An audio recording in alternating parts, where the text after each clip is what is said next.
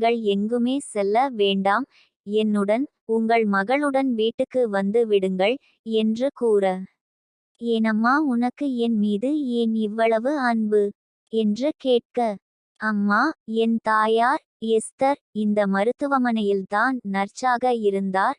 ஏதோ ஒரு காரணத்துக்காக வந்த உங்கள் கணவருடன் நட்பு ஏற்பட்டு காதலாகி இருவரும் திருமணமும் செய்து கொண்டார்கள். நானும் பிறந்தேன்.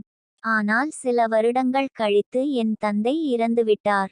இறக்கும்போது தான் ஏற்கனவே திருமணமானவர் என்றும் தனக்கு ஒரு மகன் உண்டு என்றும் அவர்களை ஏமாற்றி விட்டேன் என்றும் சொல்லி வருந்தினாராம்.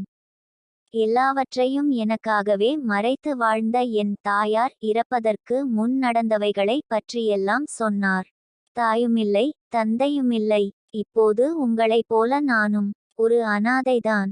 எப்படி பார்த்தாலும் நீங்களும் எனக்கு ஒரு தாய் தானே, நானும் உங்களுக்கு மகள் தானே, என்னை ஏற்றுக்கொள்ள மாட்டீர்களா என்று கதற, தாவி வந்து ரோசியை இருக்க அணைத்து கொண்டாள் கமலம். இருவர் தோள்களும் நனைந்தன ஆனந்த கண்ணீரில்.